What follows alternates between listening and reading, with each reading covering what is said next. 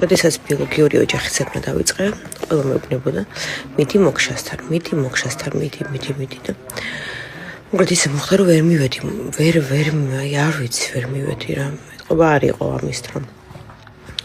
ეხლა ვაპირებ, რომ მივიდე, ოღონდ მაისში უწევს ვორქშოპი და ვაპირებ, რომ მივიდე ოჯახურ განლაგებაზე, სისტემურ განლაგებაზე. სწორად ვამბობ. დღეს გადაცემის შეწირა დაახლოებით 2 საათი მიმდინარეობდა და არ მინდოდა რომ დამთავრებული იყო და არ მინდოდა რომ ეს ადამიანი გამიშვა სტუდიიდან, იმდენად საინტერესო იყო და ეს შემთხვევაში ვიგებ რომ იქნება იმ ხალ გამოცდილება და იმდენ რაღაცას გავიგებ ჩემ თავზე, რომ ალბათ ყველაზე ძლიერი ემოცია იქნება. ამ თემაზე ამისაუბრი არასდროს, მაგრამ ორჯერ მქონდა ჰიპნოზის სეანსი და ერთხელ მქონდა რეგრესული ჰიპნოზის სეანსი.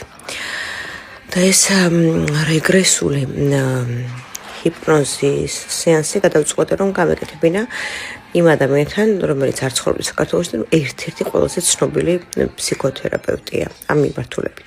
და როდესაც დასრულდა ეს სეანსი, ანუ ეს რეგრესული სეანსი არის რა იცი, აი წინა ცხოვრებაში ხედავ ვინ იყავი და მე რომ მოვუყევი რისთვისაც მინდოდა, მან მითხარ და გეხმარებიო და მოკლედ ამ რეგრესული სეანსის დროს ვნახე, როგორ ვიბადებოდი, ვნახე რა ხდებოდა, სამ დავიბადებოდი, ანუ იმ უცხოს შემოყვების ვნახე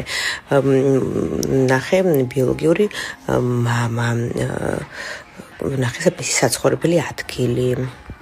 მოვისმინე საუბრები ბაბუას და ბიოლოგიურ დედას შორის და ძალიან ბევრი რაღაც მოვისმინე და ვნახე როგორ დავიბადე, სამშობია რომ უკეთ ყოფილი ვნახე. და რომ მორჩა ეს სეანსი, მე ვკითხე ამ ფსიქოლოგს, რომ ეს ის არის თქო, ისი ნახვაც მინდოდა თქო, თუ ეს რეალურად ის არის, რაც მოხდა თქო და ძალიან ეწყენა იმ ფსიქოლოგს, ამას როგორ მეუბნებიო. შემდგომ როდესაც მქონდა ეს ჰიპნოზის სეანსი, იქაც დაახლოებით იგივე ვნახე, რომ უკეთ დავიჯერე, რომ რაც იყო რეალურად ის ვნახე. და მე როდესაც ვიპოვე ბიოლოგიური მშობლები, გაირკვა, რომ არაფერი არ დაემთხვა საერთოდ, აი საერთოდ არაფერი არ დაემთხვა. ანუ ეს აღმოჩნდა ჩემ ფანტაზიის ნაყოფი და მე რისი ნახვაც მინდოდა, აღმოჩნდა რომ ნახე ის. სამწუხაროდ. ფსიქოლოგებთან მქონდა ეს რეგრესული სეანსი, თითქმის ერთ და იგივე ნახე 3 ვეჯერ, არც ერთი არ აღმოჩნდა სიკვდილი.